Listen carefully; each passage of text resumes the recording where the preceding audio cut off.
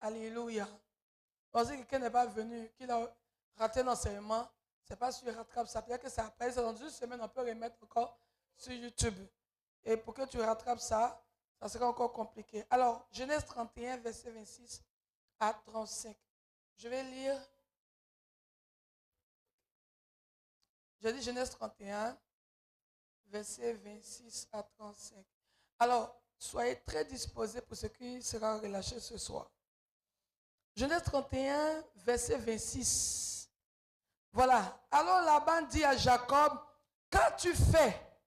Pourquoi m'as-tu trompé et emmènes-tu mes filles comme des captives par l'épée? Pourquoi as-tu pris la fuite en cachette? M'as-tu trompé et ne m'as-tu point averti? Je t'aurais laissé partir au milieu des réjouissances et des chants. Au son du tambourin et de la harpe, tu ne m'as pas permis d'embrasser mes fils et mes filles. C'est en insensé que tu as agi. Ma main est assez forte pour vous faire du mal. Mais le Dieu de votre père m'a dit hier, garde-toi de parler à Jacob, ni en bien, ni en mal. Maintenant que tu es parti, parce que tu languissais, tu peux venir à ta place, parce que tu languissais après la maison de ton père, pourquoi as-tu dérobé mes dieux? Jacob répondit et dit à Laban, j'avais de la crainte à la pensée que tu m'enlèverais peut-être tes filles, mais périt celui duquel tu trouveras tes dieux. En présence de nos frères, examine ce qui t'appartient chez moi et prends-le. Jacob ne savait pas que Rachel les eut dérobés. Laban entra dans la tente de Jacob, dans la tente de Léa, dans la tente des deux servantes, et il ne trouva rien. Il sortit de la tente de Léa et entra dans la tente de Rachel. Rachel avait pris les théraphim, les avait mis sous le bas du chameau et s'était assise dessus. Laban fouilla toute la tente et ne trouva rien. Elle dit à son père, que mon Seigneur ne se fâche point si je ne puis me lever devant toi, car j'ai ce qui est ordinaire aux femmes. C'est-à-dire qu'elle était indisposée, elle avait ses menstrues. Il chercha et ne trouva point les théraphim. Jacob s'irrita et querella Laban. Il reprit la parole et lui dit, quel est mon crime? Quel est mon péché? Que tu me poursuives avec tant d'ardeur quand tu as fouillé tous mes effets, qu'as-tu trouvé des effets de ta maison? Alléluia. Je vais m'arrêter là. Acclamons la parole du Seigneur. Acclamons encore la parole du Seigneur ce soir. Waouh. Bien-aimés dans le Seigneur, nous sommes toujours sur le thème renverser les autels sataniques des familles. Et le sous-thème, c'est renverser l'autel de la maison du Père. Hier, nous avons vu la première partie. Aujourd'hui, on a vu la deuxième partie. Et hier, on a vu que sur 3 générations, depuis Abraham, Isaac et Jacob, les 3 personnages ont vécu les mêmes histoires. Parce que Abraham, ayant vécu des situations, n'a pas traité cela. Isaac aussi, ayant vécu des situations, n'a pas traité cela et c'est allé sur Jacob, sur Joseph, ainsi de suite. Alléluia. Et Jéhu a dit que, comme Gédéon, on l'a vu, Dieu a appelé Gédéon afin que Gédéon puisse le servir. Mais Dieu a fait comprendre à Gédéon que s'il ne traitait pas les choses dans la maison de son père, il n'était pas qualifié pour le servir. Donc, il y a des choses que si vous ne traitez pas, j'espère que vous m'entendez bien. Parce que vous voyez, quand on prêche, les gens entendent mais n'écoutent pas. Ils entendent mais n'écoutent pas. Parce que quand quelqu'un entend, il doit écouter et ça doit rester dans sa tête pour mettre ça en pratique. Parce que vous voyez bien aimé, quand les messages sont donnés, ce n'est pas aussi facile. Quand c'est donné comme ça, vous devez vous approprier ça et aller mettre en pratique ce qui vous est prêché. Alléluia. Donc on veut s'assurer que non seulement vous entendez, mais vous écoutez et vous comprenez ce qu'on dit. C'est très important. Donc je vais aller tout doucement aujourd'hui pour que chacun puisse comprendre ce que je suis en train de dire. Et puis on parle, on vous enseigne, vous devez voir un peu, étudier votre famille, étudier. Et même quand vous finissez les cultes, étant chez vous, réécoutez encore le message. Réécoutez, réécoutez, réécoutez. Il y a une clé qui est à l'intérieur pour votre délivrance. Donc je disais que si vous n'avez pas traité les choses dans la maison de votre Père, si vous ne traitez pas maintenant, votre postérité va payer le plus grand prix que vous avez payé, même le double, le triple de ce que vous n'avez pas, de ce que vous avez déjà subi de votre vivant. Donc on a vu comment est-ce que de génération en génération, une malédiction qui n'avait pas été traitée a touché des grands hommes de Dieu. Donc Dieu a montré à Gédéon que s'il ne traitait pas les choses, les problèmes dans la maison de son papa, il ne serait pas capable de libérer le peuple d'Israël. Parce que pour libérer le peuple d'Israël, il fallait aller en guerre. Il fallait prendre l'apparence d'un guerrier pour aller combattre des gens. Et je vous dis que dans le temps, la bataille est encore plus terrible qu'aujourd'hui. C'est vrai qu'aujourd'hui, on a les pistolets, on tire, mais avant, les gens prenaient l'épée, ils coupaient les têtes, ils coupaient les bras, ils coupaient ici. C'était très violent. Donc, mais c'est dans ce genre de bataille que David avait tant de victoires. Alléluia. Parce que fusil là, tu te caches quand il fait, quand il vise. Quand il met ici, tu caches un peu, tu dribbles. Tu vois sur ton adversaire, quand il ne tire pas, toi tu sors, tu tires. Mais épée là, c'était de corps à corps. C'était de corps à corps. Ou quand il vient ton ami, si tu n'as pas coupé ta tête, toi tu dois couper sa tête. Donc les combats dans le temps ancien étaient très, très violents. Alléluia. Est-ce que je suis en train de parler à quelqu'un ce soir? Gloire à Jésus. Alors, est-ce que Dieu ne veut pas qu'il ne porte pas même les choses? Parce que moi, toujours quand je suis à l'hôtel à Sato, est-ce que Dieu ne veut pas m'interdire de porter les trucs? Hein? Amen. Donne-moi un amen.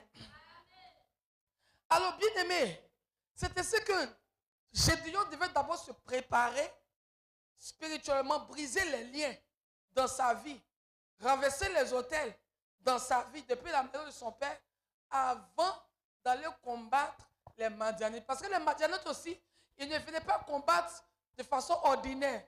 Vous voyez, dans les combats, chacun venait avec son Dieu. Donc quand toi, tu ne traites pas les problèmes que tu as, tu seras vécu face au Dieu de l'autre. Alléluia. Et je suis en train de parler à quelqu'un. Je reviens maintenant à Genèse 31, verset 26 à 35. La Bible parle ici de Jacob et de ses deux femmes. Jacob est sorti de la maison de Laban, son beau-père, on peut dire, chez qui il a travaillé pour avoir ses deux femmes. Il a souffert chez Laban, mais il n'a pas perdu aussi parce que Dieu était avec lui. Jacob s'est caché pour sortir de la maison de son beau-père. Mais pendant que Jacob sortait de la maison de son beau-père, la Bible dit que l'une de ses femmes, donc Rachel, va prendre les fétiches de son papa, les idoles de son papa, les dieux de son papa, et elle va partir avec dans son foyer, elle va partir avec dans la maison de son mari. Parce que quand Jacob sort de chez Laban, il s'en va maintenant vivre chez lui. Parce que là maintenant, il n'est plus chez son beau-père, il va maintenant vivre dans son foyer avec ses deux belles femmes et ses enfants, ses serviteurs, ses troupeaux. Maintenant, c'est dans cette nouvelle vie où Jacob partait là. C'est dans cette nouvelle vie là que Rachel, sa femme, a pris quoi? Elle a pris les théraphim qui sont les fétiches, les dieux de son père, les idoles de son père. Elle a pris, elle a suivi son mari.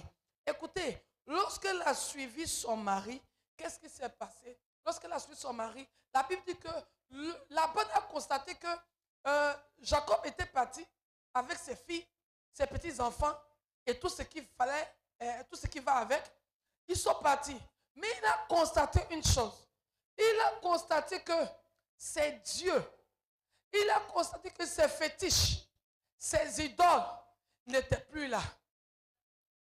Il a dit à Jacob, tu es parti avec mes filles, tu es parti avec mes petits-enfants. Comme si ça ne te suffit pas, tu prends encore mes dieux pour partir. Toi, tu as déjà un dieu. Pourquoi tu prends mes dieux encore pour partir? Jacob dit, moi, je n'ai pas pris tes dieux. Donc, il faut chercher. Si tu as trouvé tes fétiches, tu prends, tu t'en vas. Quand il a cherché, celle qui avait le fétiche s'est assise sur le fétiche. Elle avait porté une longue robe, elle l'a mis dessus, elle l'a caché. Et quand son papa voulait qu'elle se lève pour qu'il regarde, elle a dit non, là, c'est monstrueux. Elle ne peut pas se lever pour que lui regarde. Donc, vraiment, qu'il l'excuse. Donc, le gars n'a pas trouvé les fétiches. Donc, elle prend les fétiches de son papa et elle va avec, dans quoi? Dans son foyer. Écoutez, il y a une chose, comment on appelle cela? C'est qu'elle a pris les dieux, les fétiches, les idoles de la maison de son père pour aller avec dans son foyer. Alléluia. Est-ce que je suis en train de parler à quelqu'un? Écoutez, il y a des femmes, il y a des hommes avec qui vous vous mariez. Vous allez dans le foyer. Mais vous voyez, ces personnes viennent dans votre foyer. Ils entrent dans votre vie avec les dieux de la maison de leur père.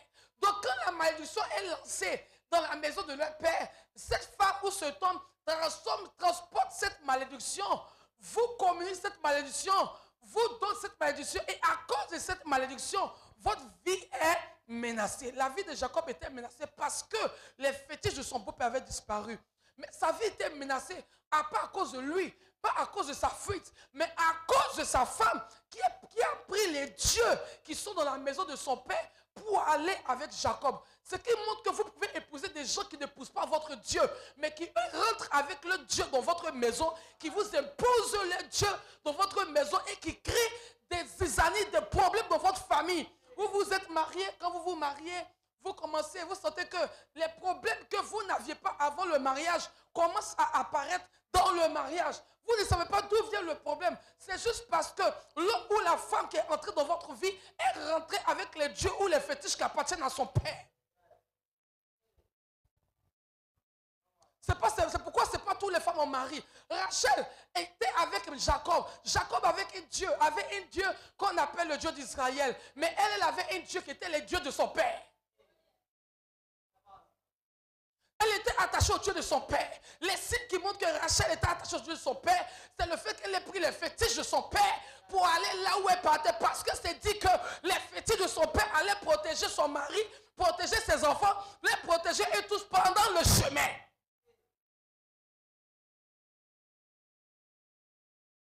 Vous pouvez être, écoutez, vous pouvez être des chrétiens, mais il y a des chrétiens, il y a des personnes qui rentrent dans votre vie, ils ne croient pas en votre Dieu. Donc, ils se préparent aux conséquences. Quand vous mariez une femme, vous mettez la bague au doigt. Sur la bague, tu ne vois pas fétiche. Sur le visage, tu ne vois pas fétiche. Mais c'est quand vous rentrez en communion, c'est quand vous rentrez en alliance, c'est quand vous rentrez dans le foyer, que vous commencez à constater que l'homme que vous avez marié n'était pas l'homme que vous avez pensé marier. Ou la femme que vous avez mariée n'était pas la femme que vous avez pensé marier. C'est pourquoi je dis toujours que si un homme n'est pas fidèle à Dieu, il ne peut pas être fidèle à une femme. Si une femme n'est pas fidèle à Dieu, elle ne peut pas être fidèle à un homme. Femme qui n'a pas peur de Dieu, c'est de toi qui va avoir peur. Un homme qui n'a pas peur de Dieu, ce n'est pas de toi qui va avoir peur. Et Jacob ne pouvait pas s'imaginer que la femme qu'il a aimée, la plus belle des femmes, celle qu'il a désirée, celle que son cœur a choisie, était attachée au Dieu de son père. Et il a dit une parole, que celui chez qui tu trouveras les fétiches meurt. Mais sans savoir que la personne qui avait les fétiches était sa femme. Écoutez, il y a un homme de Dieu qui est allé dans un pays pour aller prêcher. Et arrivé là-bas, il va rencontrer un couple qui avait des problèmes dans leur foyer. Et Dieu va lui dire, ne mange pas, ne bois pas, parce qu'il était en jeûne. Mais Dieu va lui dire que ne coupe pas ton jeûne, parce qu'il y a des gens pour qui tu vas prier.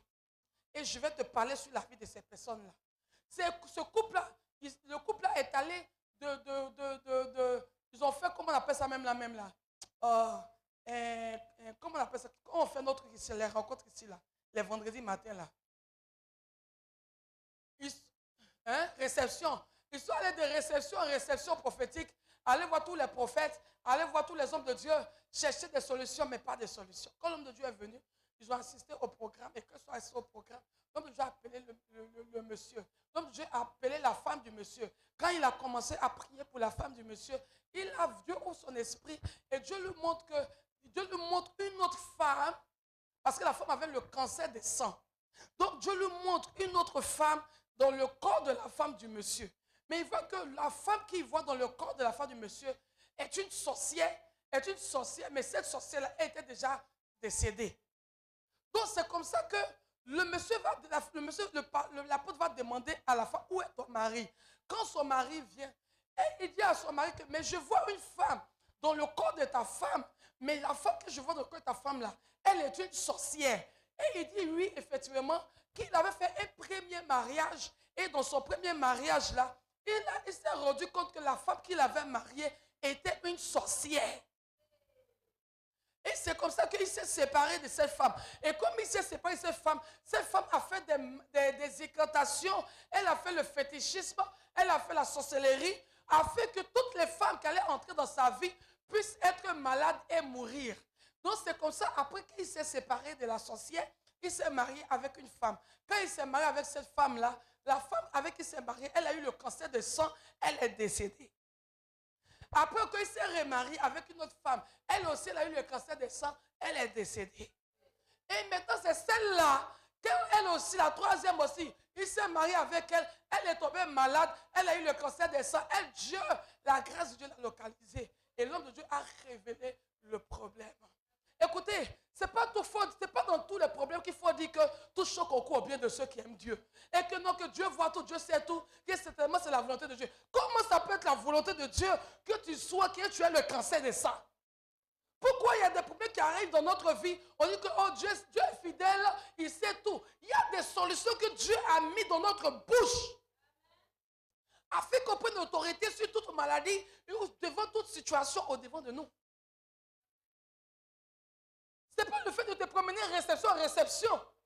Écoutez, il y a un certain moment de ta destinée, tu as besoin de la révélation prophétique. Tu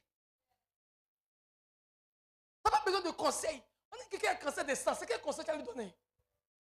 C'est quelle prière la personne n'a jamais fait? C'est quel jeûne la personne n'a jamais fait? Mais à un certain moment, le prophète doit parler. Écoutez, lorsque la révélation était donnée, on a compris qu'au fait, le monsieur là était en accord, que la femme avait marié un monsieur qui était maudit.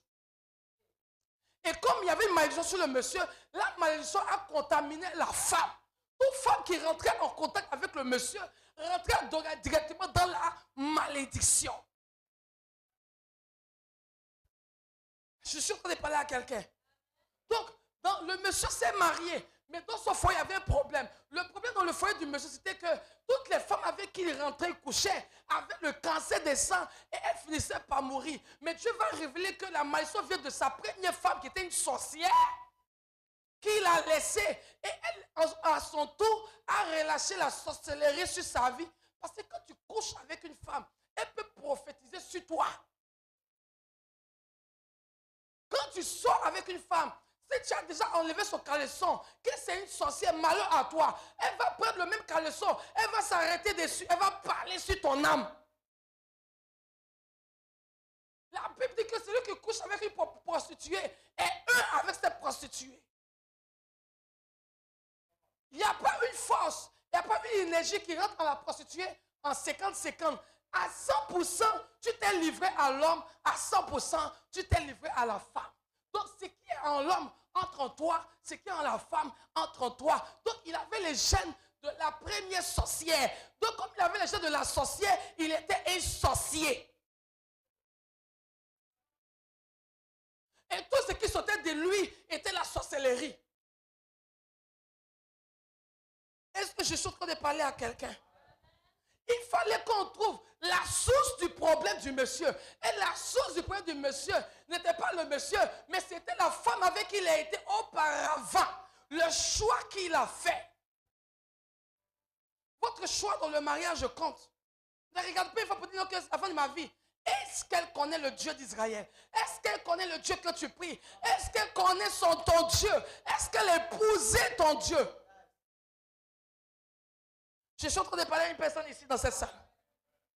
Écoutez, pourquoi est-ce que la tempête, il y a eu la tempête quand Jésus était dans la barque avec les disciples?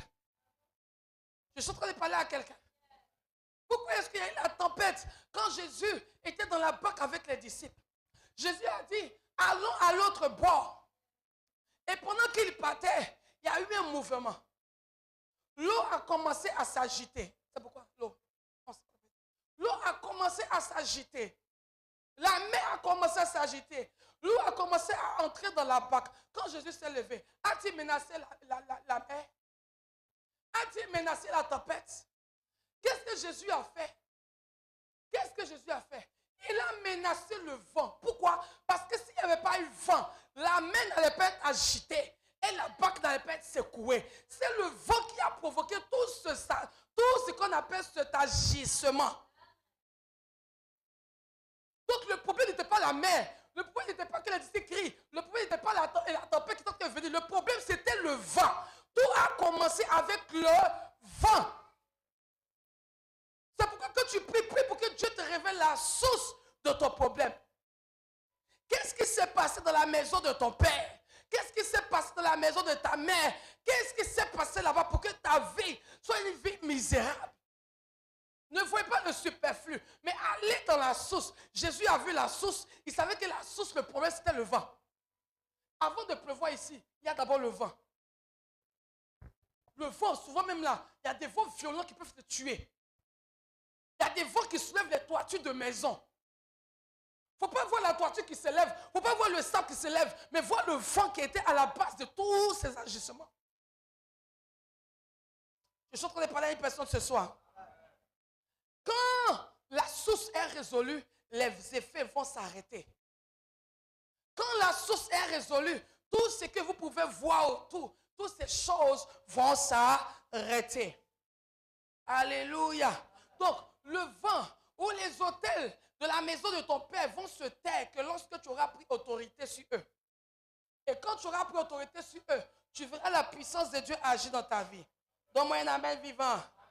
Donne-moi un amen vivant. Jacob avait le droit de défendre sa femme, de défendre plutôt ses femmes, de défendre ses employés, de défendre sa maison, parce qu'il était le mari, le chef de la maison. Donc son beau-père n'avait pas le droit de quitter chez lui et venir le menacer là où il est. Il n'avait pas ce droit. Mais qu'est-ce qui a donné le droit à Laban? Ce qui a donné le droit à Laban, c'était le fétiche que sa fille avait pris. Quand les dieux ou les idoles qui sont dans la maison de votre père sont dans votre vie, ces idoles ont plein pouvoir dans votre destinée. Laban n'allait jamais poursuivre Jacob s'il n'avait pas perdu ses dieux. Il y a une chose que sa fille a pris, mais il ne savait pas que c'était sa fille. Mais la chose que sa fille a pris là a attiré la menace dans la maison de Jacob. Si c'est lui avec qui vous dormez, le papa ou la maman est un homme ou une femme idolâtre, la maison est toujours menacée. Parce que c'est une porte qu'on donne aux démons de venir fatiguer maintenant la famille. On n'arrive plus à se sortir. On n'arrive plus à manger.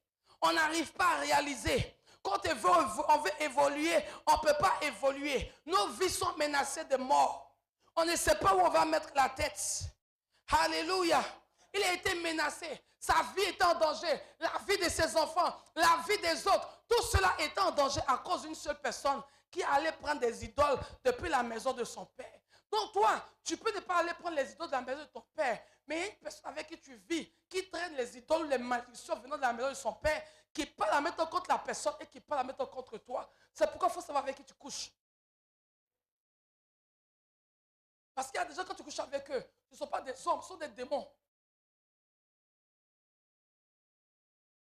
Je voudrais parler à une personne ici ce soir. Ce sont des démons. Parce que quand une personne est maudite, quand tu couches avec une personne qui est maudite, tu es maudit. Quand tu couches, parce que vous voyez, lorsque tu maries une personne qui transporte des interdits, la mort rentre chez toi. La mort rentre chez toi parce qu'il y a quelqu'un dans ta maison, ta femme ou ton mari, qui marche avec les interdits. Donc plus tu pries, tu as l'impression que Dieu ne t'entend pas. Parce que dans votre maison, il y a quelqu'un qui a les idoles de la maison de son père.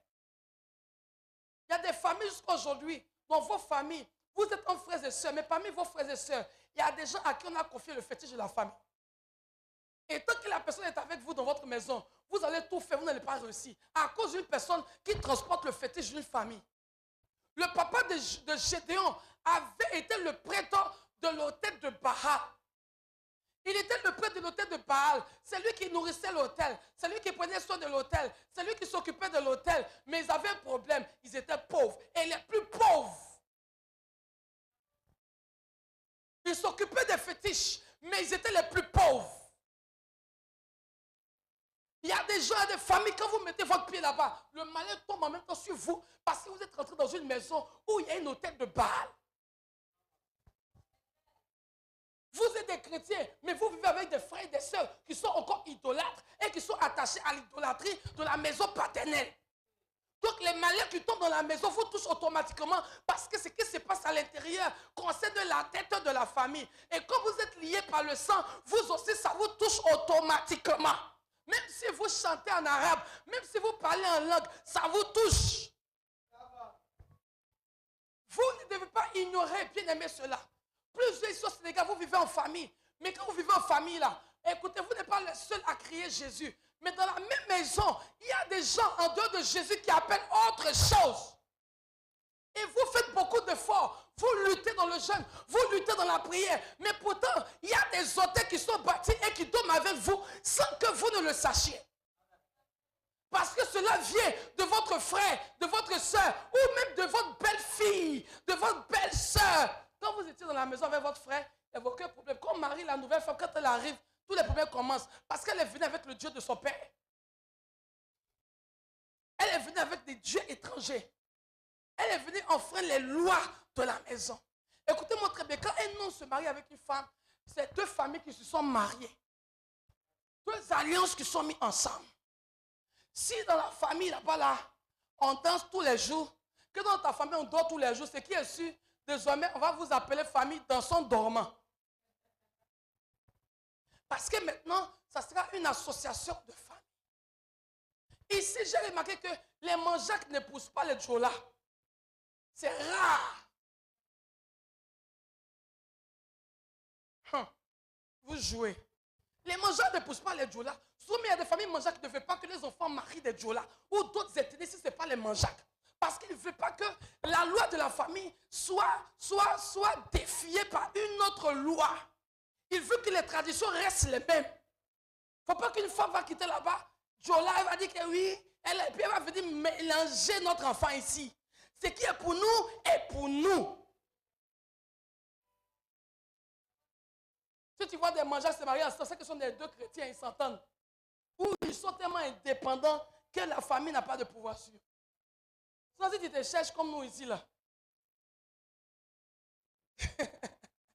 Où on doit cotiser pour ton mariage, là.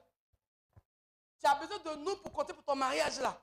Écoute, quand tu construis la famille pour compter pour ton mariage, là, ils vont t'imposer le type de femme qu'ils veulent dans leur famille. Beaucoup d'ethnies comme ça, ce n'est pas au Sénégal ici. Dans d'autres pays, dans beaucoup de pays, il y a des ethnies qui ne se mélangent pas à cause de leurs traditions. Non.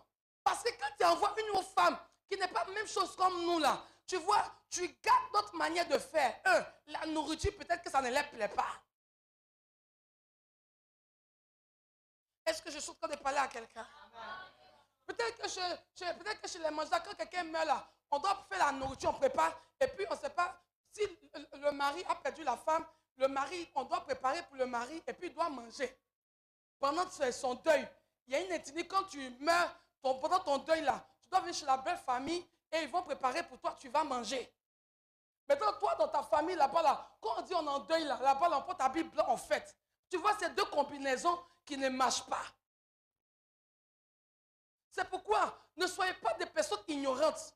Ayez la connaissance. Quand vous rentrez dans la vie d'un homme, renseignez-vous sur sa famille. Comment la famille marche, comment la famille danse, comment il dorment. Ayez des renseignements. Renseignez-vous.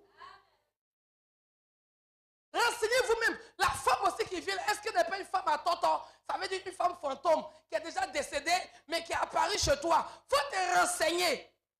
Il faut aller voir la maman, il faut aller voir le papa s'ils sont réels. Il faut aller voir les sœurs s'ils sont réels. À chaque fête, comment ils s'habillent, comment ils font la fête. Avant qu'ils vont mettre la bague au doigt, parce que quand la bague est au doigt, c'est une alliance. Ta vie est brisée, même si tu divorces. Je parle à une personne ici ce soir. Je parle à une personne ici ce soir. Quel est le Dieu qui délivre, te délivre au nom de Jésus? Si dans la maison de ton père, il y a une idole, il y a une autel qui te réclame, qu'il se taise à partir d'aujourd'hui. Je suis en train de parler à quelqu'un. Il ne savait pas, Jacob ne savait pas que la femme qu'il a aimée, la femme, ce n'est pas même Jacob là, son grand-père, qui est qui? Abraham, a pris Sarah. Même Sarah là, Dieu lui a dit, ah Sarah, tu vas enfanter, elle dit, je vais envoyer ma servante. Elle a pris Agar, pour que Agar vienne coucher avec son mari, pour avoir un enfant qui n'était pas dans le plan de Dieu. Sa belle-fille aussi, future de la femme qui est la femme Rachel de Jacob, elle aussi va faire quelque chose qui n'était pas dans le plan de Dieu. L'autel de la maison de votre père est un autel qui a pour but qui a pour but de vous pousser à vivre la mauvaise vie que votre père a vécue. Ce que votre père a vécu de mauvais là, vous aussi quand vous venez au monde, vous faites les mêmes choses. S'il a fait un mauvais choix dans le mariage, vous aussi vous faites un mauvais choix. C'est le but de l'autel. L'autel vous ramène, vous pousse, vous oblige à vivre la vie de votre père. Mais ce qui était mauvais, pas ce qui était bon. Le mauvais côté là, c'est ça là que l'autel exige. Et il veut que vous vivez de ce même côté là. Vous périssez comme votre père. Il y a des familles où les hôtels là rendent les gens malades, malades, malades. Toi aussi, en tant que père de famille, quand tu commences à avoir des enfants, écoutez, il y a des familles où, quand la femme n'a pas encore accouché, elle va bien. Dès qu'elle prend grossesse, maladie sur maladie, qu'est-ce qu'elle accouche? Quand tu fouilles, sa mère aussi, elle a accouché dans maladie. Sa grande soeur a accouché dans maladie. Son papa, il a dans maladie. On ne va pas dire qu'il a accouché aussi. Alléluia. Donc Jacob ne savait pas que la fois qu'il avait marié, bien aimé, était rentré dans le mariage avec des idoles, avec des fétiches qui appartenaient à son père. Qu'est-ce qui appartient à ton père qui est encore dans ta vie? Qu'est-ce qui appartient à ton père qui est mauvais, qui est encore dans ta vie? Je suis en train de parler à une personne. Qu'est-ce qui appartient à ton père qui est encore dans ta vie, qui est encore dans ta destinée? Tu es rentré avec ça dans la maison familiale. Tu es rentré avec ça dans ton foyer. C'est pourquoi jusqu'à aujourd'hui, ton mari, ta femme, vous souffrez dans la maison. Parce qu'il y a un Dieu qui n'est pas le véritable Dieu dans votre maison. Alléluia. Donc les gens ont souvent des problèmes dans leur mariage, dans leur foyer. Parce qu'il y a une personne parmi eux, là, parmi elles là-bas, qui est rentrée dans la maison avec un Dieu étranger. Écoutez, il y a une femme que les gens connaissaient comme étant une femme qui aimait la vie. Genre, elle aimait faire la vie, c'est-à-dire, elle aimait les boîtes de nuit, elle aimait les stars, elle aimait les bonnes choses, elle aimait Facebook, elle aimait tout ce qui était glorieux. Et qui a dit tout ce qui brille n'est pas de l'or. Et la fille, qu'est-ce qu'elle faisait? Elle a rencontré une star, un monsieur qui était dans la musique. Elle a aimé le monsieur. Vous voyez, sa vie, elle a été une vie où elle couchait avec les stars. Et si tu n'es pas star, tu ne peux pas être son copain. Donc, elle peut avoir 3 gars, 4 gars qui sont stars en même temps. Ils sont ensemble.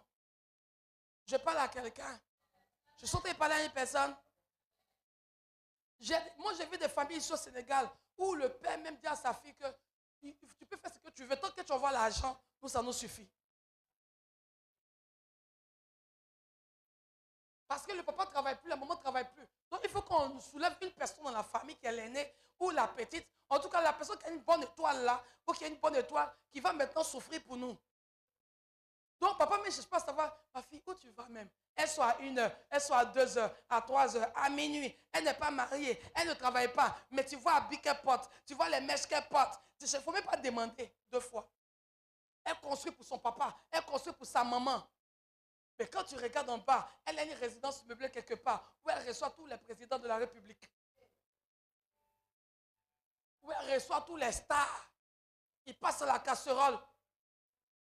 Quand elle finit de faire son travail professionnel, elle arrive à la maison avec des chèques. Et papa est content. Beaucoup de personnes ont livré leurs enfants à des malédictions. Et une telle femme, tu la maries, tu es foutu. Et la fille là, c'était sa vie. Et elle a rencontré une star qui a lui décidé de la marier. Tous les gens disent à la star là, c'est celle-là que tu as mariée. C'est là qui s'est promenée partout ici là. Tu vas la marier. Il dit oui, il va la marier. Il a marié la fille. Mais la fille ne savait pas que la star qu'il avait mariée là, le monsieur qui fait la musique là, était un homme qui faisait les rituels. Donc qu'est-ce qu'il fait? Il a couché avec la fille et après il a laissé la fille. Mais il a déposé quelque chose dans le corps, dans le sang, dans les os, dans l'âme de la fille. Et la fille ne savait pas. Et un jour, Dieu a béni la fille. Bon, pas Dieu a béni la fille.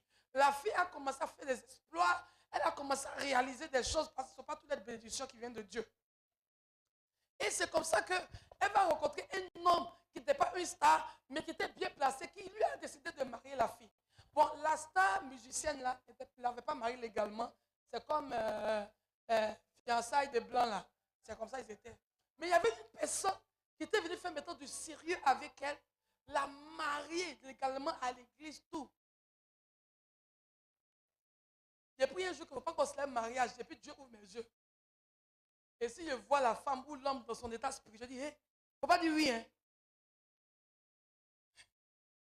Elle dit que lui que tu es marié, c'est un chien. Mariage est gâté. Est-ce que ça là, on peut faire ça? On ne peut pas faire ça, ils vont te frapper, ils vont brûler ton église. Tu dis, que le Seigneur vous bénisse. Allez prospérer. Oh. Alléluia. Écoutez, quand la femme va se marier, 6 mois après, le monsieur meurt. Une deuxième fois, elle s'est mariée. La deuxième personne qui veut la marier là, les gens disent, hey, c'est là. Elle s'est mariée 6 mois. Son mari est mort, il ne faut pas la marier. Le monsieur dit, oh non, c'est une femme, elle est belle et tout. Il a marié la femme 6 mois après, il est mort. Le monsieur est mort 6 mois après. Écoutez, qu'est-ce qui s'est passé? La troisième fois, il aura encore une occasion de marier. Il y a des gens qui sont bénis quand même dans le mariage. C'est bizarre, les gens même qui sont possédés même là, ils gagnent tous les opportunités de mariage. Écoutez, mais la troisième personne qui va tomber sur cette femme, c'est un pasteur. Et Dieu lui a dit que la femme là, c'est sa femme. Et les gens lui ont dit, Jésus, que c'est Dieu qui t'a dit que celle-là, elle est veuve 2 fois. Oh. Que celle-là, sa vie là, son lika là, elle a partagé ça partout ici dans le quartier. C'est ça là, toi, tu as vu pour prendre, frère, pasteur, pardon, si tu veux vivre longtemps, frère, c'est parce que ces 2 maris sont morts 2 fois, 6 mois, 6 mois. Le monsieur va prier, il dit que Dieu lui a dit c'est sa femme. Il va prier. Tiens, c'est cette femme qui a fait la vie là. Elle connaît les jeux des gens, mais elle a les secrets même dans le monde spirituel. Les secrets confondent dans le noir. Toi, mais quand tu es tes proches comme ça, mais tu parles en langue sommée quand demain matin. Parce qu'elle connaît toutes les positions. Et vous voyez, et que toi, le pasteur va te prêcher l'évangile d'une autre manière. Je suis en train de parler à quelqu'un. Ah, si tu as pris une femme qui fait la vie, frère, il faut te muscler. Hein. Parce que chaque jour, là, elle va manger sur toi. Chérie, aujourd'hui tu es beau. Chérie, tes pieds sont jolis. Toi-même, tu vas fuir le foyer. On dit les hommes aiment ça, mais il y a des femmes qui ont fait la vie là. Il ne faut pas que tu vas jouer. Amen. Donc le pasteur va prier. Quand il va rentrer en prière, Dieu merci, il n'a pas couché la femme avant de la marier. C'est ça le point des gens. Vous avez des rapports sexuels avant le mariage. Et après vous êtes étonné. Souvent ça sauve aussi. Oh. Rapport sexuel que tu fais. Non, c'est l'inverse. Souvent quand tu ne fais pas de rapport sexuel avant de te marier, ça te sauve. Ça te préserve. Donc, qu'est-ce que le monsieur a fait? Il a prié. Dans sa prière, Dieu lui a dit que la femme là, elle était avec une star de la musique. Et la star là, son pouvoir venait du sang que la femme là lui livrait inconsciemment. C'était que quoi? Il a mis un serpent dans le corps de la femme en couchant avec elle. Et qu'est-ce qui se passe? À partir du 6e mois, le serpent devait sortir pour prendre la sémence de l'homme qui allait coucher avec elle. Et quand 6 mois après, le monsieur meurt, le sang qui est de la personne qui est morte là va maintenant glorifier la vie de la star là-bas. Plusieurs musiques sont à l'origine, la gloire de plusieurs chanteurs, artistes, musiciens sont à l'origine sont rattachés à des sangs qui sont versés, qui coulent pour leur vie, pour leur gloire. Donc quand tu loues, tu danses un artiste, la chanson d'un artiste païen mondain, qu'il fait des rituels, tu es en train de célébrer le Dieu de ce païen-là. Et Dieu lui a révélé qu'il y a un serpent à l'intérieur d'elle. Qu'avant que tu aies couché elle, il faut prier d'abord. Donc, malgré tout ça, il allait à la mairie. Il attendait la partie du film à l'hôtel. Arrivé à l'hôtel, lui a dit, mets-toi à genoux. Elle s'est mise à genoux. Et à l'hôtel ou même là, on fait la démonstration rituelle. Lui, il veut faire la démonstration de la puissance de Dieu. Il dit, hey, ma chérie, mets-toi à genoux. Il ne faut pas te presser. Et qu'il ne fait pas la délivrance avant de la marier. Mais il la marie parce qu'il était convaincu que Dieu allait la libérer. Et c'est comme ça qu'il a commencé à commander. Il y a des chrétiens qui font des combats spirituels. Ils ferment les yeux. Je commande. Tu fermes tes yeux, pourquoi? Parce que vous voyez, quand on fait le combat spirituel, on ne ferme pas les yeux. Parce qu'il y a des esprits qui peuvent apparaître. Une main peut te gifler. Tu ne sais pas d'où ça vient. Je vous dis la vérité. Et le monsieur a commencé à commander. Elle est tombée. Quand elle est tombée, elle ne sait pas, elle est sortie. Il a fait sortir sa tête. Il a oublié que ce n'était pas le 6e mois. Il était dans la confusion. Il cherchait le sang.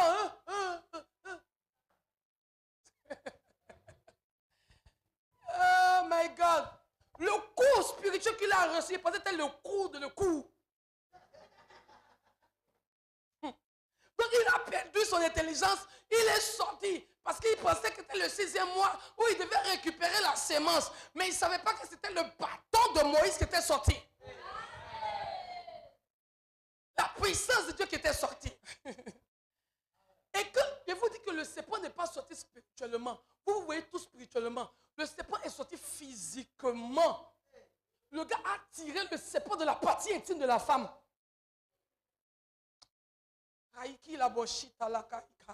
Ouais. Il y a des hommes qui sont puissants. Non, il y a des hommes qui sont forts. Hey, j'ai pris que Dieu te donne un homme puissant. J'ai pris que Dieu te donne un homme de feu. Un homme qui n'a pas peur du combat spirituel. Hey, ce sont les hommes que je connais ici, là, qui vont dire, hey, il va fuir de la chambre. Moi, j'ai pris pour une femme qui était au Togo, au Bénin, mais qui est une Togolaise. Je commençais à prier pour elle. Elle dit que son mari, vous comprenez, la touche là, va avec elle là. Elle sent, elle a mal au bas-ventre. Donc au début, je dis, ah, mais c'est que ton mari il est puissant, hein. Mais si tu as mal au bas-ventre, c'est qu'il est puissant. Oh, oh c'est pas ça. C'était qu'au fait, la femme avait ses pas en elle. Et le jour là, un jour, je dis, bon, on va détruire l'autel. Quand j'ai commencé à dire autel de serpent, la femme l'a dit, elle sent quelque chose qui est sorti d'elle. Il y a des hommes avec qui vous marchez. Il y a des femmes avec qui vous marchez. Ils transportent le serpent. Il a pris le serpent. Il a coupé la tête du serpent. Il a tué le serpent. C'était réel. Ça a pris toute la ville. C'était réel. Je ne vais pas donner le nom du pays. C'était réel. C'est quand la femme a été délivrée. Bon. Lui aussi, il est fort. Hein? Après, ça vient, c'est pas comme ça. Moi, j'ai m'imaginer qu'il y a d'autres, c'est pas encore. Hein? Mais c'est quand il a été libéré, délivré. Elle a été délivrée. Mais où elle a pris ce serpent-là? C'est dans ses courses ou dans sa chasse aux hommes stars, coucher ici, coucher ici, coucher ici. Arrête de coucher partout. Ferme le robinet un jour. Parce qu'un jour, il faut te donner des serpents. Un jour sur Facebook, il y avait un homme qui demandait à l'aide parce qu'il avait besoin de délivrance. Et qu'est-ce qu'il faisait? Il montrait aux gens que bon, dans le temps là, bon, mon esprit n'était pas bien normal. Donc j'ai pris le temps de regarder la vidéo. Et je ne m'attendais pas à ça dans cette vidéo. Dans cette vidéo, le monsieur va faire quoi? Il va dire, aidez-moi parce que quand j'éjacule, j'éjacule les asticots. Et il a démontré asticot comme ça. Donc il dit qu'il couche les femmes là. Ça asticot, il met en elle, les pieds pourrissent et meurent. Vos soeurs pourrissent et pieds meurent. Vos soeurs sont des... Cherchez avec qui elles ont couché.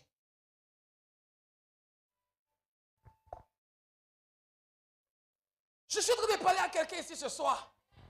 Je te parle pour la délivrance. Je te parle pour la délivrance. Il y a des femmes que vous rencontrez là. Le papa biologique est le mari de nuit. Donc quand tu veux coucher avec la fille, tu vas avoir des rapports avec la fille là. Le papa apparaît. Il détruit ta sémence pour ne pas que tu aies des enfants. Parce qu'elle était consacrée aux idoles de la maison de son père.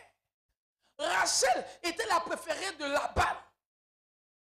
C'est pourquoi il a donné Léa avant de donner Rachel. Parce qu'il dit non, chez nous ici, les deuxièmes filles ne se marient pas avant les premiers. Non, mais c'est parce que Rachel en réalité était rattachée au cœur de Laban. Je suis en train de parler à quelqu'un ici. C'est ce qui prouve, c'est ce qui montre pourquoi Rachel était attachée aux idoles de son père. Parce qu'elle était attachée à son père. Donc prendre aussi les idoles de son père, c'est toujours être en contact avec la famille. Donc il y a des femmes, il y a des hommes, vous êtes ensemble, mais ils ont encore l'esprit de famille. Il y a une femme, une jeune femme qui prie ici. Sa maman. Tu peux être là-bas aujourd'hui une semaine, mais la semaine prochaine, elle n'est plus dans son foyer. Elle est au village. Elle est au village. Elle est au village. Un jour au village, elle est morte. Elle n'est jamais dans son foyer. Toujours, ici au village, chez ma maman. Ici au village. Toi, tu es marié, tu es toujours chez ta maman. Finalement, même là, ils l'ont tué. Ils l'ont tué, elle ne savait même pas qu'ils l'ont surpris. Au point où dire, le jour de son enterrement, son corps a gonflé. Ici aussi. Ne jouez pas avec les hôtesses sataniques. Ne jouez pas avec la spiritualité. Ne prenez pas votre vie comme des non. Ma vie est normale, tout est ordinaire. Rien n'est ordinaire. Rien n'est ordinaire. Rien n'est ordinaire. Parce qu'avant qu'une chose ne soit physique, elle était d'abord spirituelle. Ne faites pas vos choix de mariage sur les émotions.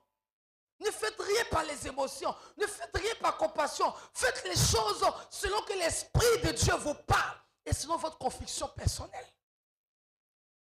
Je suis en train de parler à une personne ici. Donne-moi un amen. Et il a pris Rachel. Comme Jacob, le grand Jacob à qui Dieu parle, Dieu ne lui a pas révélé que sa femme avait des idoles. Quand il y a des fausses idoles, Dieu ne parle plus. Quand Baal est quelque part, Dieu ne parle plus. Dès qu'il y a un Dieu étranger, en dehors du véritable Dieu, vous allez prier dans une maison, mais vous avez l'impression que Dieu ne parle pas. Si vous priez dans une maison que Dieu ne vous répond pas, c'est que dans cette maison, il y a un Dieu qui s'oppose à votre Dieu.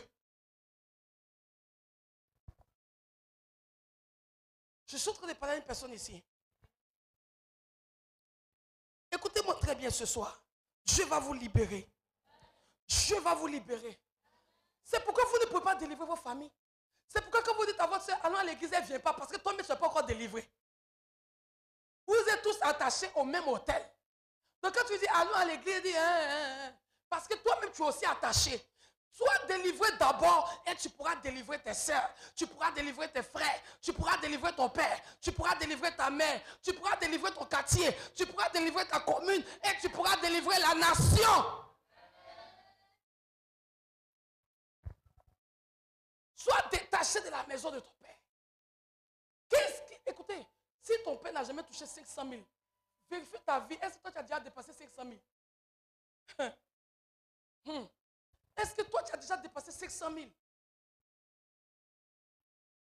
Je suis en train de parler à quelqu'un. Un jour, j'étais encore en 4e. Et j'avais remarqué que mon papa, mon grand-père, le père de mon papa, étant en Europe, il a fait plus de 30 ans en France, paix à son âme. Il avait plus de 30 ans en France. Écoutez, il a travaillé longtemps dans sa vie. Au moment où il devait bénéficier de son argent, il a mis son argent dans un compte en Suisse. Donc, imagine, tout le pays même attendait l'argent ça là. Même nous-mêmes, on attendait l'argent ça là. On nous faisait des promesses sur cet argent-là. On dit, oui, quand tu vas avoir le bac là, je vais t'envoyer en Europe. Déjà, je vais te donner une voiture. Et nous tous, on espérait cet argent. Hey, jusqu'à quand l'argent de Suisse là sera débloqué? Donc, à cause de cet argent-là, quand il vient en Côte d'Ivoire, il dit, non, j'ai mon argent qui sont traités, ça va débloquer. Donne-moi ça.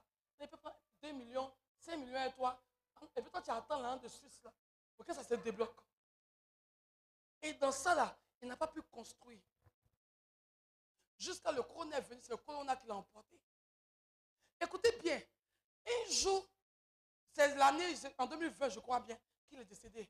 Mais puis avant ça, quand j'étais en quatrième, j'ai constaté que comme mon grand-père quitte en France, il vient. Mon papa va dépenser beaucoup d'argent pour recevoir toutes ses copines, pour recevoir ceci. Il dit, il vient sa femme et ses copines, on va loger dans la chambre, on va bien les recevoir. Il fait les enfants passer. J'avais même dans le temps une tante qui avait 3 ans. Tellement mon grand-père avait fini enceinte ici. Et j'ai dit à mon papa que, écoute, ce qui se passe là, tu risques de rien réaliser comme grand-père lui-même. Que tout cet argent que tu peux prendre en fête là, qu'est-ce qui prouve que l'argent de Suisse là va sortir? Il dit, ah, il faut te méfier, fais attention. J'étais en 4e, j'ai appelé mon papa, je lui ai dit, il fait sur la télé, il dit, ah, pas, nous on est là, il faut que tu construises. Parce que c'est ce que tu es en train de faire là. Je te jure que tu risques d'être comme grand-père lui-même. Et il est décédé sans que son argent se débloque. Quand il meurt, là, le compte est ouvert, on donne à sa femme. Or, sa femme, elle n'est pas la maman de mon papa. Vous imaginez, elle a pris là, elle est partie aux États-Unis avec ses enfants. Vous voyez la malédiction. Quand il meurt, c'est là que le compte ensuite se débloque. Beaucoup de millions d'euros. Mais, de son vivant, c'était bloqué. Mais quand il est mort, ça s'est débloqué. Mais aucun de ses enfants qu'il a fait en Afrique n'a bénéficié de ces 5 francs. Et lui-même, il n'a pas vu cet argent, il est décédé. Jusqu'à ce que mon papa se rende ouvre ses yeux. Les années sont passées. Je lui avais déjà parlé, il m'a pas écouté. C'est après quand il a décidé maintenant de construire, il a décidé de poser une brique. Il n'avait plus d'argent. Il fallait prendre un prêt bancaire maintenant. Mais prêt bancaire là, tu as fini de payer jusqu'à quand? Parce que construire c'est au moins 40-50 millions. Tu as fini de payer ça jusqu'à quand? Quand il a commencé, AVC. Écoutez, la malédiction qui était dans la maison de son père, parce que lui, il a voulu dévier, il a voulu défier les dieux de son père. Ce qui a combattu son père, on a souffert AVC. Mais heureusement que dans sa lignée, Dieu a fait sortir une étoile. C'est ça l'avantage. Je lui ai dit que tu vas vivre et tu vas construire. Que je me dis encore de moi, papa et mon corps est parti là-bas, on a vu la maison. On a vu la maison, il a fini. Il est dans les finitions. On lui a donné, il a une terre près de 1000 mètres carrés. Et il a construit au milieu. De loin, tu vois que la maison est petite, mais quand tu t'approches, c'est une grande maison. Une villa avec 3 appartements encore dedans. Il a construit celui où tu vas vivre. Cette malédiction va s'arrêter. Je suis en train de parler à quelqu'un ici. Ce n'est pas une petite bataille. Parce que tu vas bâtir des hôtels. Tu vas faire ceci. Ce que ton père a subi. Si tu ne pries pas. Si dans ta lignée, il n'y a pas de David qui bâtisse des hôtels. Il n'y a pas de gens qui ont la connaissance des hôtels. Vous allez reprendre et recommencer dans votre vie. Il y a des familles où les malédictions qui touchent les femmes ne sont pas identiques aux malédictions qui touchent les hommes. Je parle à une personne ici. Donne-moi un amen ce soir. Donc vous pouvez constater quand l'autel de la maison de votre père vous combat. Nous retournons dans Gédéon. La Bible dit que Gédéon a dit, nous sommes les plus pauvres. Les plus pauvres. Les plus pauvres. Donne-moi un amen.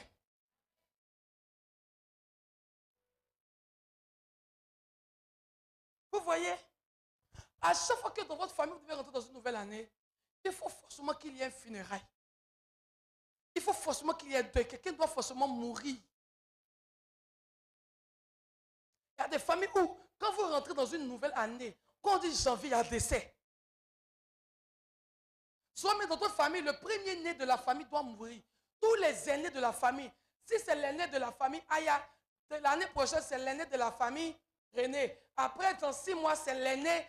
Les aînés meurent chaque 6 mois, ou chaque année, ou chaque 2 ans. C'est un hôtel qui vous combat. Souvent, quand les hôtels vous combattent, le mariage est difficile. Mais quand vous vous mariez, vous n'êtes pas heureux dans votre mariage. Vous n'avez pas la paix dans votre mariage. Le bonheur que l'on peut avoir dans le mariage, vous n'avez pas ça. Comprenez que c'est un hôtel de la maison de votre père qui vous combat. L'hôtel de la maison du père a pour but de détruire vos finances, vous appauvrit. L'autel de la maison du Père ne joue pas avec l'argent. Tous ceux qui sont combattus par l'autel de la maison du Père ont des problèmes financiers. Ils ne peuvent pas réaliser. Ils ne peuvent pas économiser. Ils ne peuvent pas construire. Tout ton argent sert à la famille. Dès que tu as un peu d'argent, ton téléphone sonne. Hé, maman est en train de mourir. Hé, papa est malade. Hé, tonton est malade. Hé, le petit frère, ceci. Il n'y a pas à manger à la maison. Quand tu fermes tes yeux, l'argent est fini. C'est l'autel de la maison du Père. Tu ne peux pas te réaliser. Tu ne peux rien faire. Tous tes projets que tu mets en place se détruisent. Quand tu n'as pas l'argent, il n'y a pas de problème dans la famille. Mais quand tu as l'argent, les problèmes commencent dans la famille. Et on t'appelle, on t'appelle. Pourtant, tu as ton grand frère, tu as tes oncles, tu as tes tantes. Mais c'est toujours toi, on va appeler. Je suis en train de parler à quelqu'un. Donc, l'autel de la maison du Père n'aime pas les réalisations. Cet autel n'aime pas les réalisations. Quand tu veux réaliser, c'est là que l'autel est activé. Si tu voyages, l'autel ne va pas te combattre. Si tu te maries, il ne va pas te combattre. Mais si tu as l'argent pour un projet, pour construire une maison, pour faire une entreprise, l'autel va te combattre. Dès que tu rentres dans les affaires, tu veux prospérer, l'autel va s'élever contre toi. Parce que la Bible que les Madianites, qu'est-ce qu'ils faisaient? Ils venaient, tout ce que le peuple d'Israël mettait en place, tout ce qu'ils réalisaient, eux, ils détruisaient ça. Au point où ils ont fui leur terre pour aller sur d'autres terres. Écoutez-moi, quand une autel vous combat, même si vous voulez quitter le pays, ça va vous suivre là-bas. Il y avait un monsieur dans notre village là-bas, il est allé en France. Quand il est allé en France, il pensait avoir fui tous les sorciers. Mais le lendemain, au supermarché, il a vu sa maman qui est au village, dans le supermarché. Quand il dit, maman, qu'est-ce que tu fais ici? Elle disparaît. Donc les gens me deviennent fous. Quelqu'un tape derrière. Mais maman, qu'est-ce que tu fais ici? Elle disparaît. Dans supérette là, en France. Sa maman au village, elle ne sait même pas par quelle voiture on prend pour aller même dans le même village là. Mais elle connaît la route pour aller en France. Quand un autel vous combat, vous ne pouvez pas vous cacher si Dieu ne vous délivre. Si Dieu ne vous délivre. Il y a un jeune au Congo, il a insulté son papa, sa maman, et il est parti en Europe, parce que pour lui avoir réussi. Quand il est arrivé en Europe, il est rentré dans une piscine pour se nager. Dès qu'il est rentré dans la piscine, il est sorti dans le marigot du village.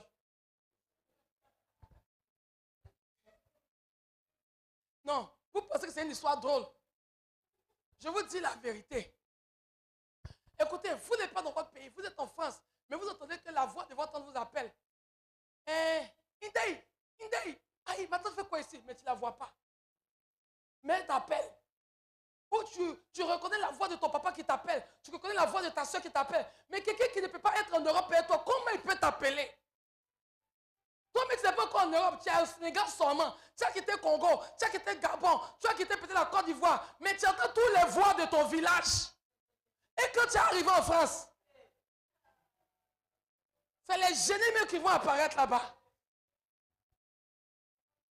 Je prie que tu fasses partie de la nouvelle génération qui va apporter la délivrance, qui va apporter le changement, qui va apporter la restauration, qui va souffler un nouveau vent. Qu'à partir de toi, les choses changent dans ta famille. Que ta lignée soit délivrée. Aujourd'hui, monsieur a appris quelque chose. Il y a une personne qui avait dit que non, son papa n'a pas de carte d'identité. Son papa n'a pas de papier. Et pourtant, c'est vrai, même les enfants n'ont pas de papier.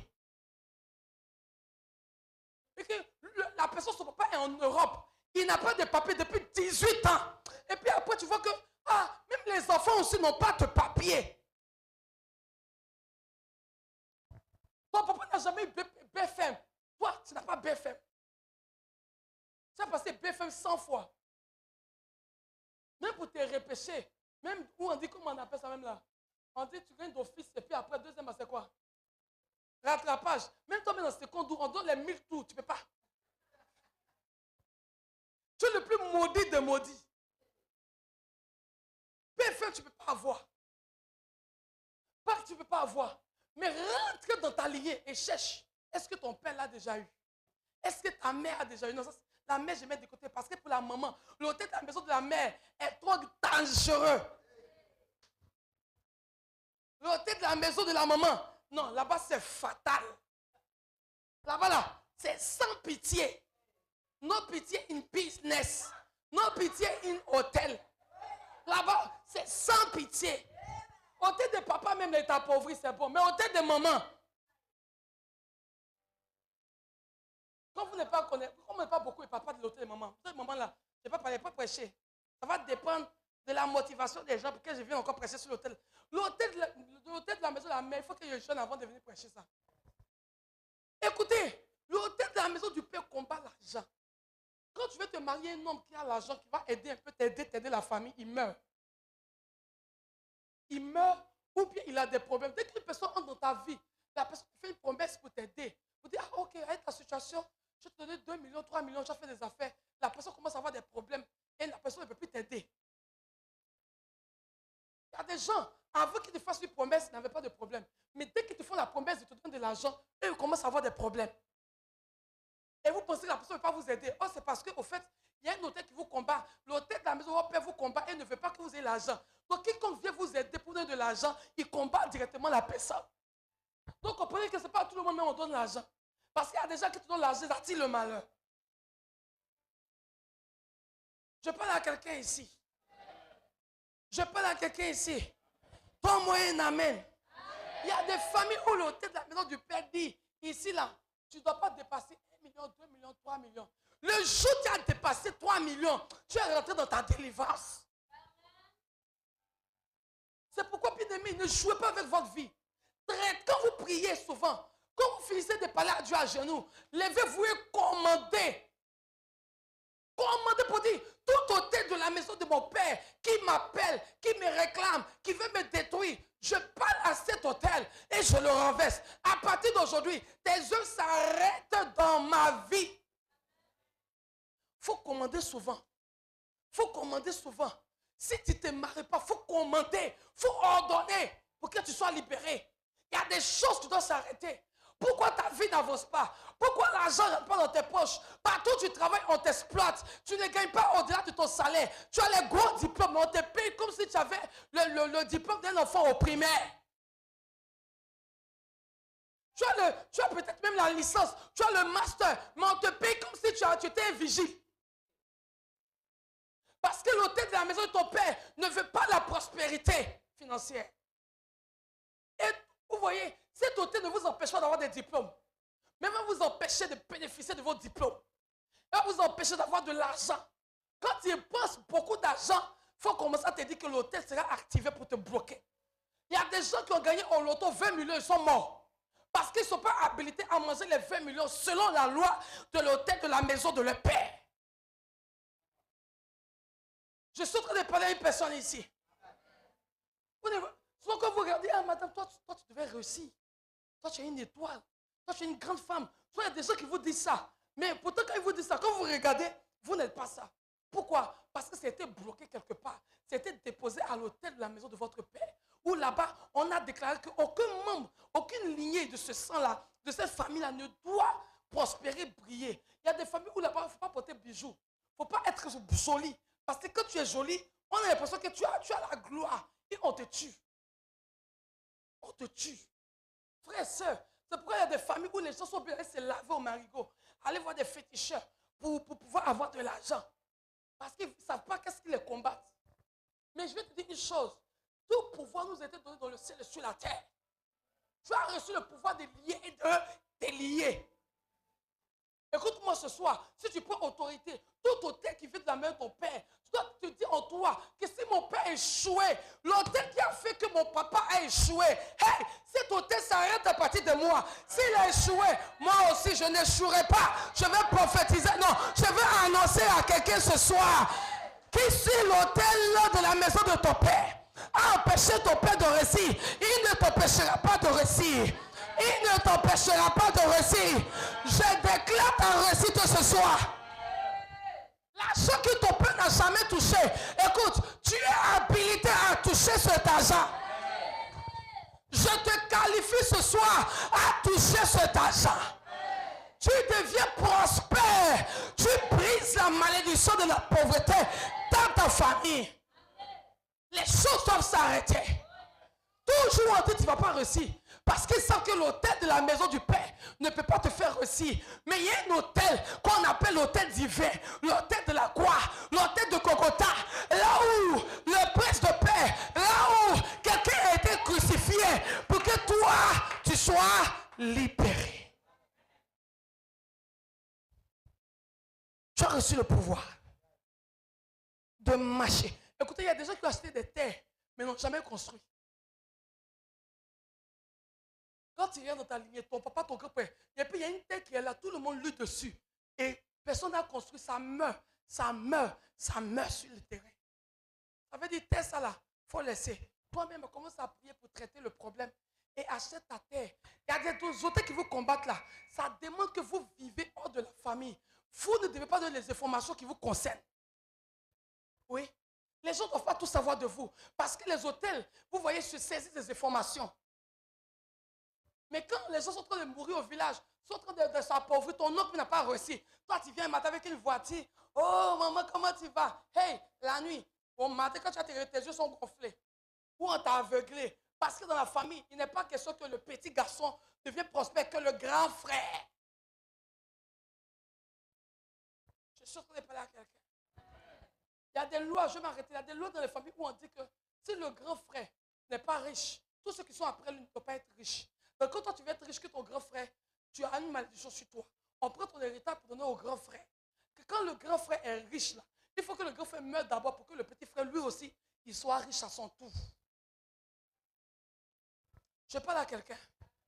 Est-ce que tu es prêt à prier ce soir? Donne-moi un amen. Je dis, ce soir, ce n'est pas du jeu. Avant qu'on ne prie, je vous dis quelque chose. Qu'est-ce que vous devez faire face à cet hôtel? Comment vous devez renverser l'hôtel? Un, c'est dans la prière. Deux, vous devez bâtir un hôtel. Je vous dis quelque chose. On ne peut jamais finir de bâtir des hôtels. Parce que vous ne pouvez pas compter le nombre d'hôtels qui parlent contre vous. Parce qu'avant votre père, il y a des hôtels qui ont existé. Avant votre grand-père. Et avant votre arrière-grand-père, il y a encore des hôtels qui ont existé. Et avant vos aïeux, il y a des hôtels locaux qui ont existé. Donc, avant que tu aies renversé l'hôtel de ton père, là, tu vas trouver que tu es en train de renverser l'hôtel des millénaires. Donc, on ne peut pas finir de renverser l'hôtel. C'est pourquoi quand on commence à parler des hôtels, tu dois courir pour venir. Parce qu'ici, comptez les églises qui prêchent sur les hôtels. Parce qu'eux-mêmes sont combattus par les hôtels ici, donc ils ne se voient pas en train de prêcher sur l'hôtel. Comptez les églises qui font programme de hôtel. Comment ils vont vous enseigner ça même d'abord? Si quelqu'un n'a pas affronté des hôtels de sa famille, il ne peut pas vous enseigner sur les hôtels. Même moi-même, même quand j'ai affronté les hôtels de ma famille, je n'ai pas encore fini. Je suis toujours dans le combat des hôtels. Donc je vous dis la vérité, bien aimé. À chaque étape de ma vie, j'ai renversé un hôtel. À chaque étape, j'ai renversé. À chaque étape, j'ai renversé. Donc à chaque étape de votre vie, vous allez toujours renverser. Ce qui est bien, c'est que lorsqu'on doit bâtir un hôtel en groupe dans l'église, ça nous arrange tous. Parce que là, chacun vient avec son billet de 12 000, 12 000, 12 000. C'est billet de 1000 francs, 1000 francs. Ça fait 12 billets de 1000 francs. Ça fait 12 000. Quand on comptabilise nous tous là, on vient bâtir l'hôtel. Mais les gens s'attendent sur toi, c'est où Dieu dit, toi seul bâti. Ah, tu as porté des. Parce qu'il y a des gens qui ont bâti des hôtels de millions, de combien de millions en fonction de leur situation. Donc aujourd'hui, nous allons renverser l'hôtel du Père. La Bible dit que dans 1 Roi, chapitre 3, verset 3 à 4, la Bible dit que David, Salomon avait décidé de faire comme son père David, parce que David était un homme qui bâtissait les hôtels. C'est pourquoi David était un homme puissant et il ne perdait jamais ses batailles. Parce que c'était un homme qui bâtissait tout le temps des hôtels. Il savait que s'il ne bâtissait pas des hôtels, à chaque bataille, on allait le vaincre. Donc son fils Salomon, lui aussi, quand il est né, il a décidé de faire ce que son père a fait. Et ce que son père a fait, c'était de bâtir des hôtels. C'est pourquoi il m'a dit, pour bâtir l'hôtel, on va prier. Mais quand on finit de prier, si toi tu veux bâtir ton hôtel, on a dit qu'aujourd'hui, les gens peuvent venir avec leur offrande sacrificielle de 12 000 francs, 12 000 de 1000 francs. Si tu n'as pas, que tu veux faire ça une prochaine fois, tu lui dis, on va te programmer une prochaine fois. Si les gens sont là aujourd'hui qui veulent faire ça aussi, tu peux nous dire, on va faire ça pour toi aujourd'hui. Mais une chose est sûre, c'est que ce soir nous allons prier. Mais ne manque pas de bâtir cet hôtel. Et pour bâtir l'hôtel, ça demande le sel, ça demande l'huile, ça demande le sang de l'aspersion. Je parle à quelqu'un. Donne-moi un amen ce soir. Donne-moi un amen ce soir. Donc on va prier. On va prier. Lève les mains vers le ciel. Commence à dire merci à Dieu pour ce message.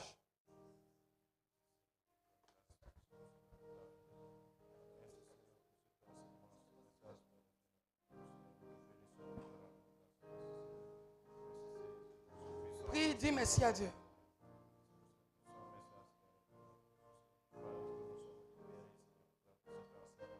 Tu vas te mettre à genoux d'abord. On va faire cette prière de repentance.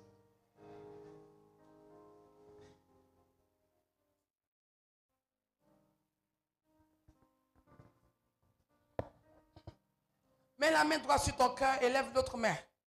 Dis Père Céleste, je viens au nom de Jésus, mon Seigneur et mon Sauveur, confesser mes péchés et ceux de mes ancêtres, et ceux de mes ancêtres, ceux de mes parents qui ont amené des malédictions, des servitudes et des influences démoniaques dans ma vie.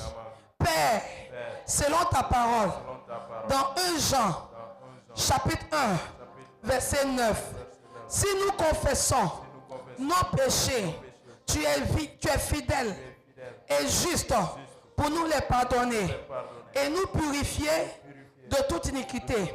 Par conséquent, je viens devant ton trône de grâce pour reconnaître que moi et la maison de mon Père, et la maison de mon Père, moi et la maison de mon Père, nous avons péché devant toi.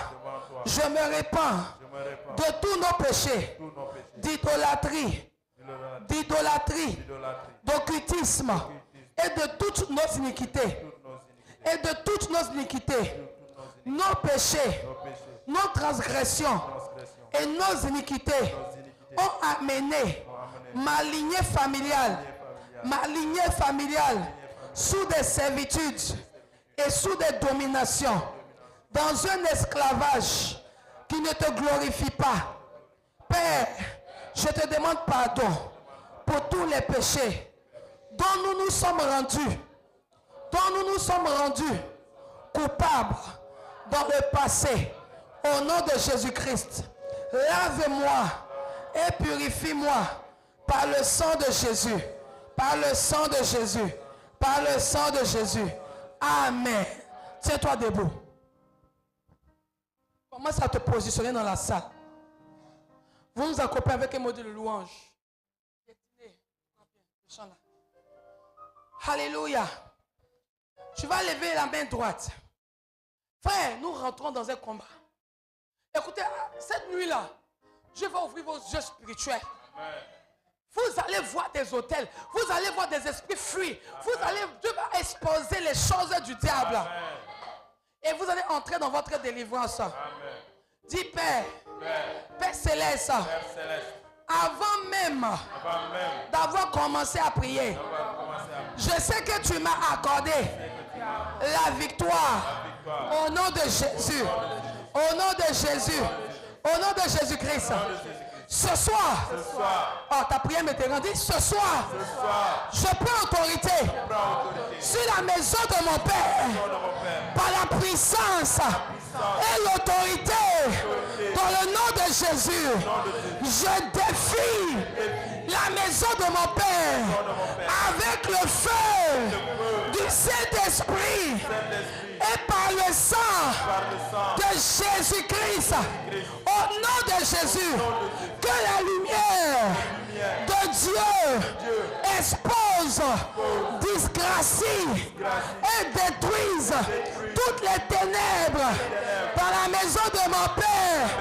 Que le feu de Dieu ce soir détruise toutes les ténèbres dans la maison de mon Père. Pendant que je bats les mains, que je commence à prier.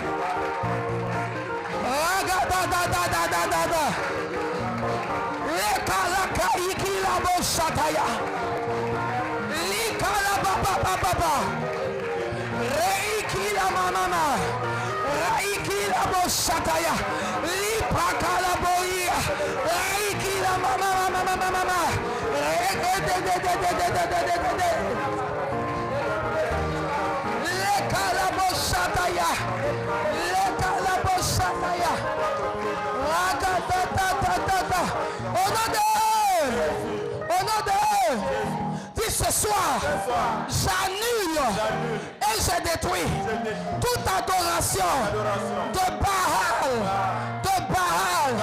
des esprits marins, des esprits de sorcellerie, des esprits de l'occultisme et des esprits de serpents dans la maison de mon Père. Je les détruis et je les annule. Je les détruis et je les annule. Je les détruis et je les annule. Pendant que je bats les mains, que je commence à prier. Détruis les adorations de Baal. Détruis les esprits marins. Détruis les esprits de sorcellerie. Détruis les esprits de serpents. Aïe, aïe, aïe, aïe, aïe, aïe, aïe, aïe, aïe, aïe, aïe, aïe, aïe. Je prends autorité sur les esprits de Baal, sur les esprits marins, sur les esprits de serpents de la maison de mon Père qui me combattent.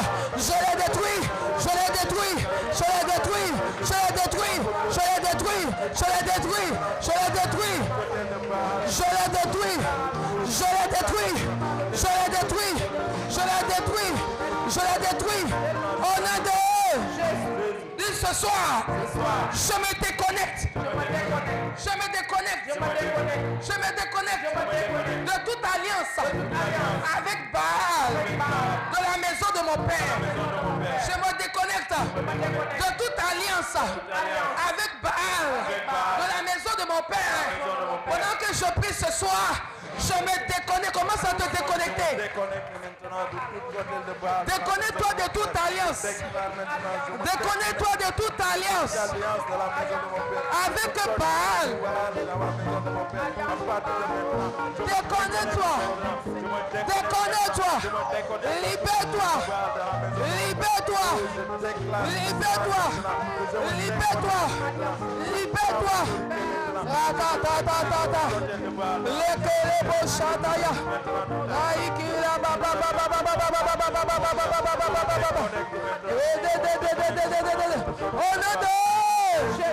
Dis je brise. Tu ne peux pas bien dire je brise. Pas avec autorité, dis je brise. Et je me libère de toute servitude et de toute domination de Baal. Au nom de Jésus. Esprit de Baal, de la maison de mon Père. Aujourd'hui, je déclare et je décrète que tu n'as plus de pouvoir sur ma vie. Je me libère de ta domination. Pendant que tu parles, les mains commencent à te libérer de toute domination de Baal.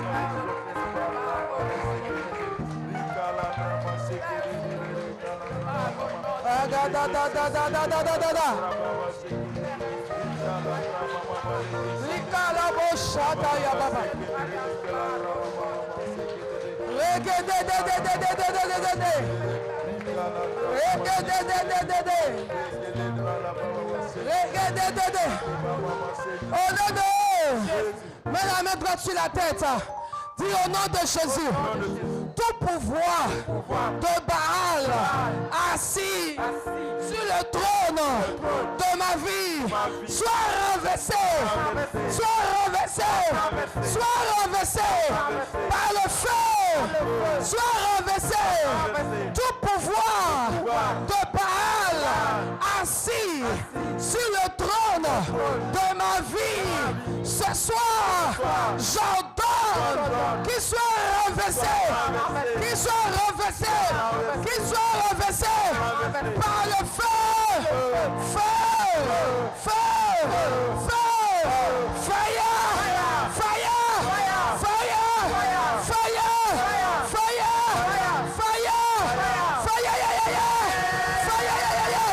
Pendant que je parle, les mains que je prie, renverse tout trône de tout autel qui s'est assis sur le trône. Je prie maintenant, je les renverse maintenant par le feu. Je renverse maintenant tout autel qui s'est assis sur le trône. Aïkila Boshataya. Libère maintenant. Lekala Baba Baba. Je les renverse Rakala Boshata. Tout autel de Baal assis sur le trône de ma vie, soit renversé par le feu. Soit renversé par le feu.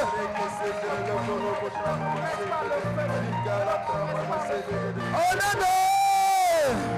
Dis ce soir.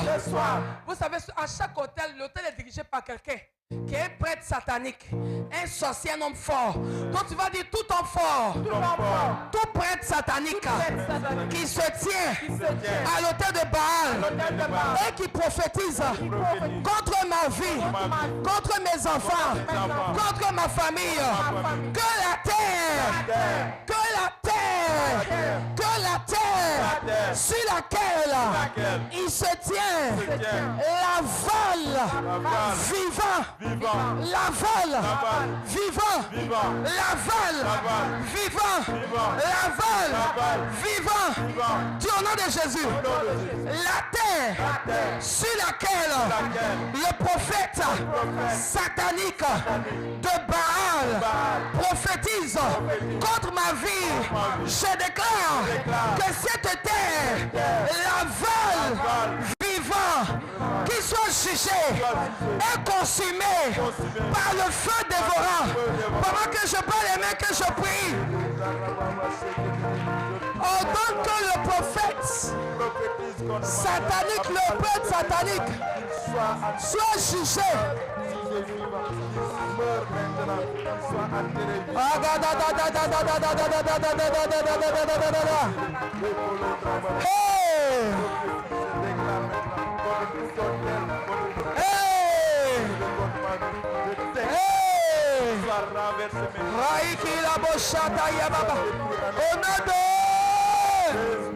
Au nom de je vois les hôtels de bas de la maison de ton père tomber ce soir. Ah, ton amen me dérange ce soir. Les hôtels sataniques qui te réclament se taisent. Je vois les hôtels sataniques se taire ce soir. Je les vois brûler ce soir. Je les vois vomir ton miracle. Je les vois vomir ton miracle. Lève les mains vers le ciel.